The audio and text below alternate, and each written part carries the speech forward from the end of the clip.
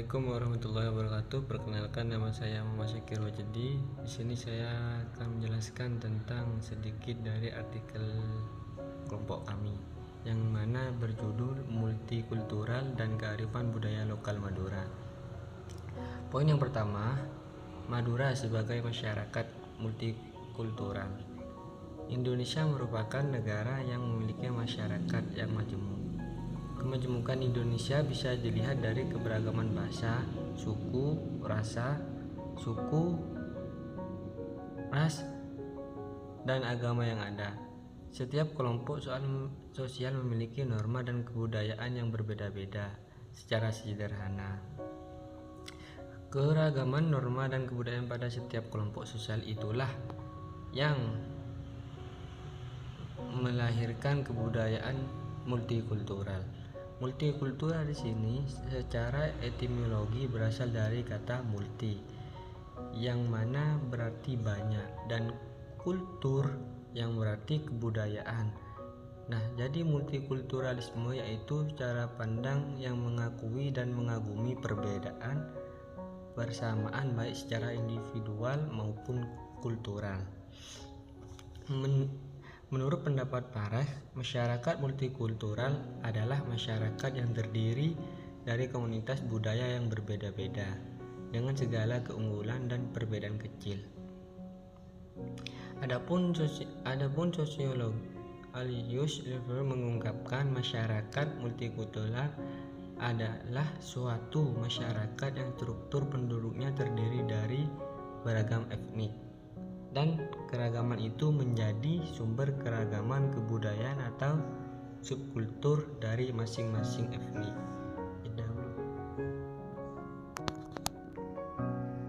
Dari pengertian di atas dapat dikatakan bahwasannya Madura adalah sebagai salah satu suku yang ada di Indonesia juga merupakan salah satu bentuk masyarakat multikultural. Hal ini dikarenakan Madura memiliki ciri khas dan perbedaan dengan suku-suku yang lain di Indonesia.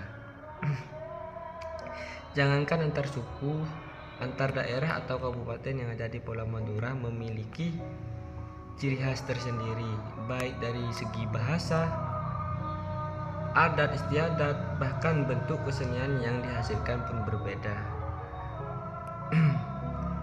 Misalnya dari segi bahasa, dari keempat kabupaten yang ada di Madura memiliki perbedaan dalam penyebutan kata kamu. Contohnya di Sumeneb itu penyebutannya adalah benah. Yang kedua di Kabupaten Pamekasan been, yang ketiga Kabupaten Sampang kakeh, dan yang terakhir Kabupaten Bangkalan Hede. Dari penjelasan di atas ini sangat menunjukkan bahwasannya Madura sebagai daerah multikultural dan masyarakat pun mengakui, menerima, serta menghargai akan adanya keberagaman tersebut. Meskipun tidak menutup kemungkinan munculnya perbedaan pendapat sebagai ujian dari keberagaman.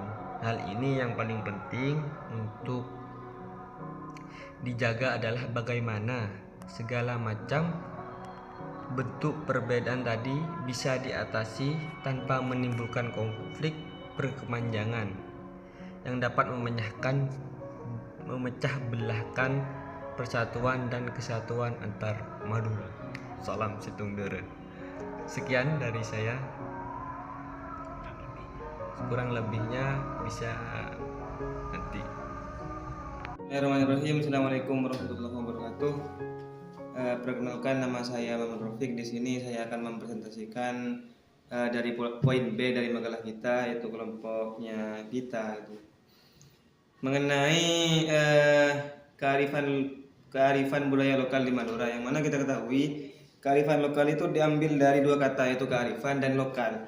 Kalau kita perhatikan di makalahnya tersebut, dapat antum sekalian baca di makalahnya itu, kearifan lokal terdiri di dua kata. Yang pertama itu wisdom, yang dinamakan dengan apa ya, kearifan, atau yang sebuah ide yang baik yang telah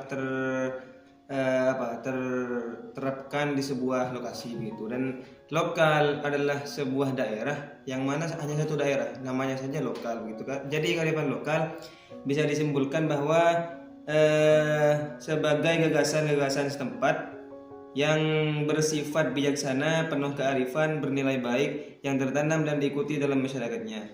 Jadi apalagi kita mengaca kepada kehidupan di Indonesia, yang mana setiap daerahnya itu pasti mempunyai kearifan-kearifan lokal yang lain, yang berbeda-beda tentunya. Dan di sana kita diajarkan bagaimana kita cara menghargai satu sama lain, bagaimana kita cara menghargai kearifan lokal atau budaya-budaya yang ada di daerah yang lain begitu. Untuk contoh-contohnya yang akan saya sebutkan di sini ada 3, karena di sini sudah sesuai dengan makalah yang kami tulis. Pertama itu rokatase, yaitu apa yang dinamakan rokatase? Rokatase adalah salah satu contoh dari kearifan lokal yang ada di Pulau Madura ya, yang membentang dari Bangkalan sampai Sumeneb, juga memiliki sejumlah kearifan lokal. Ya, salah satunya ini yaitu rokatase. Apa itu rokatase? Rokatase adalah merupakan perayaan yang digelar dengan dimensi tujuan, yaitu dimensi vertikal dan dimensi horizontal. Tujuan pelaksanaan rokatase pada dimensi vertikal adalah sebagai ungkapan syukur masyarakat pesisir kepada Sang Maha Pencipta. Jadi kalau saya simpulkan, diadakannya sebuah kearifan lokal atau budaya yang namanya rokatase di sini adalah untuk bentuk rasa syukur masyarakat tersebut memang untuk memuji kepada Sang Pencipta. Biasanya rokatase di sini memang dikerjakan atau diterapkan oleh masyarakat-masyarakat yang mana letak lokasinya itu ada di pesisir pantai begitu. Yang kedua ada ada kerapan sapi, yang mana telah kerapan sapi di sini meskipun aslinya dari Madura, tapi kerapan sapi di sini beritanya sudah menyebar luas, bahkan ada hoaxnya itu yang mengatakan kerapan sapi di sini sudah banyak tersebar luas beritanya ke berbagai negara-negara luar. Bahkan ada semacam turis-turis yang ingin mengunjungi Indonesia hanya ingin melihat kerapan sapi di sini, yaitu salah satu budaya yang mana aslinya itu dari Madura begitu. Yang mana mungkin untuk kerapan sapi itu sendiri saya tidak harus sebarkan atau tidak harus ceritakan secara meluas mengenai hal tersebut, karena antum sekalian sudah mungkin banyak yang tahu mengenai hal tersebut untuk kerapan sapi. Yang ketiga yaitu namanya tanian lanceng. Nah, di sini untuk tanian lanceng, karena saya itu aslinya orang Pamekasan bagian utara, yang mana saya tidak pernah mengetahui bahwasanya ada salah satu budaya atau kearifan lokal yang namanya tanian lanceng. Dan disinilah dari pembahasan kita kami menemukan salah satu contoh budaya lokal atau kearifan lokal yang namanya tanian lanceng. Kalau dari kutipan atau definisi atau gagasan yang telah kami tulis di karya kami di sini, yaitu berupa makalah, yaitu merupakan kosakata yang berasal dari bahasa Madura, terdiri dari 2 kata, yaitu tanian dan lanceng. Arti dari tanian yaitu halaman, sedangkan dari kata lanceng yaitu panjang.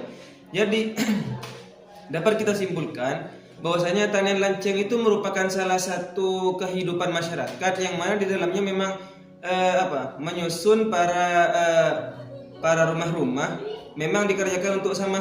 Contohnya pada desa A, maka di desa A di sini disebutkan atau ditata rapi semua perumahan yang ada di sana memang hanya untuk mengembangkan lokal budaya atau kearifan lokal yang ada pada desa tersebut.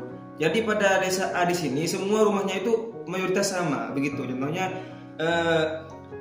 keindahan rumahnya atau seni-seni yang ada pada rumahnya tersebut, atau juga penghiasan-perhiasan yang diletakkan di rumah tersebut mayoritas itu sama pada budaya tanian lanceng di sini. Dan kita dapat kita temukan contoh dari tanian lanceng di sini di sekitar utara di sini. Kita dapat mengunjungi nanti kalau kita sudah punya waktu. Mungkin sekedar hanya itu dari penjelasan saya. Apabila ada sebuah kata yang mungkin kurang berkenan di hati para penonton, ya mungkin ada sebuah kata-kata saya yang kurang lancar ataupun kurang apalah gitu, karena sejujurnya saya di sini persiapannya hanya sekarang. Jadi saya tadi membaca sebentar, langsung saya jelaskan begitu, dan langsung saya ambil atau minta teman saya untuk membuat video tersebut begitu. Mungkin saya Muhammad Rafiq dari kelompok ini mohon maaf. Wassalamualaikum warahmatullahi wabarakatuh. Assalamualaikum warahmatullahi taala wabarakatuh. Perkenalkan, nama saya Maulila Keomami. Di sini saya akan membahas tentang cara menghargai perbedaan dalam keberagaman. Keberagaman merupakan kekayaan sekaligus identitas bangsa yang perlu dijaga dan dilestarikan keberadaannya. Namun, berbagai ancaman di era global ini menggantikan atau bahkan menghilangkan nilai-nilai kebudayaan yang ada di Indonesia. Segala macam bentuk keberagaman mulai tergantikan dengan berkembangnya teknologi yang semakin pesat, sehingga membuat generasi selanjutnya, generasi muda tidak bisa melanjutkan atau mewariskan segala macam bentuk kebudayaan yang telah diwariskan oleh leluhur kita. Selain hal tersebut, selain permasalahan tadi, juga ada permasalahan lain, yakni terkait konflik yang disebabkan akibat cara pandang masyarakat yang salah dalam memaknai konsep keberagaman. Seringkali mereka menganggap bahwasannya agama mereka paling baik, budaya mereka paling baik, dan menganggap rendah budaya lain. Hal itu jika terus dibiarkan begitu saja, maka akan menyebabkan konflik yang berkepanjangan antar budaya, antar agama, dan ini tentu saja akan merugikan mereka sendiri, bangsa, negara, bahkan mengorbankan nilai-nilai persatuan dan kesatuan yang telah ada dalam bangsa ini. Oleh karena itu, pentingnya kesadaran diri dalam menerima segala bentuk keberagaman yang ada di Indonesia. Nah, hal-hal yang dapat kita lakukan untuk meminimalisir atau mencegah terjadinya permasalahan-permasalahan tadi, yang pertama yakni dengan pembentukan karakter melalui pendidikan. Nah, pendidikan ini kan bertujuan untuk mencerdaskan anak bangsa dan membentuk karakter siswa yang bermoral. Nah, dari sini nilai-nilai toleransi dapat kita ajarkan sejak dini kepada siswa. Dengan begitu, siswa mampu untuk hidup berdampingan dengan masyarakat yang beragam di lingkungannya. Mereka tahu caranya menghormati dan menghargai budaya yang dimiliki orang lain, agama yang dimiliki orang lain, dan di situ akan terbentuk sebuah interaksi positif antar suku, antar agama, yang nantinya akan membentuk satu kesatuan dalam kehidupan masyarakat. Nah, melalui penanaman nilai-nilai toleransi sejak dini ini, siswa bisa memberikan kesempatan kepada orang lain untuk berpendapat, memberikan kebebasan kepada mereka, dan menghargai pendapat yang dilontarkan oleh orang lain tersebut, sehingga di situ akan terjalin kerukunan, keharmonisan, karena sama-sama saling menghargai. Jadi itu pentingnya toleransi dibangun sejak kecil sebagai pembentukan karakter bagi siswa melalui pendidikan. Nah, yang kedua yakni penguatan sikap moderat dalam keberagaman. Sikap moderat itu artinya seimbang, tidak ekstrim, dan berada di tengah-tengah dalam segala hal, baik itu dalam pandangan, perilaku, maupun keyakinan. Nah, sikap moderat ini sangat penting jika dikaitkan dengan keberagaman, karena orang yang memiliki sikap moderat itu cenderung memilih solusi atau cara yang paling baik dan paling adil. Artinya, dia tidak memihak pada satu kubu, melainkan memikirkan segala bentuk sudut pandang dari berbagai pihak, sehingga di sini akan ditentukan titik temu atau titik solusi yang paling pas untuk mengatasi sebuah konflik, sehingga cara ini sangat efektif dalam mencegah terjadinya konflik antar budaya maupun antar agama. Perseteruan juga sering terjadi antar para pemeluk agama yang ada di Indonesia. Hal ini dikarenakan sikap fanatisme yang merasa bahwa agamanya lah yang paling benar, sehingga dengan sikap moderat atau moderasi beragama akan membuat seseorang menghargai agama yang dimiliki orang lain dan menjalankan agama yang dianutnya, jadi tidak saling mengganggu. Bahkan sikap moderasi beragama ini sudah ditunjukkan oleh tokoh-tokoh yang terlibat dalam perumusan Pancasila. Bagaimana tidak, mereka memikirkan penyebutan yang pas untuk sila pertama agar tidak mengganggu pemeluk agama lain, yang artinya tidak hanya berpihak pada satu agama saja, melainkan keseluruhan. Nah, sikap moderasi beragama ini sangat penting untuk mengatasi ekstremisme dan radikalisme yang sering terjadi di Indonesia, yang seringkali merusak persatuan dan kesatuan antar umat beragama yang ada di Indonesia. Sikap moderasi beragama ini apabila dikaitkan dengan keberagaman, maka sangat penting untuk melakukan dialog dengan antara tokoh agama dengan tokoh budaya atau tokoh masyarakat. Apabila terjadi ketidaksesuaian antara budaya tadi dengan syariat yang ada pada suatu agama, tanpa mengakibatkan adanya atau tanpa menyebabkan terjadinya konflik. Nah, contohnya seperti di Madura. Di Madura ini kan ada ritual rokatase. Nah, ritual ini menyalahi syariat karena dianggap syirik.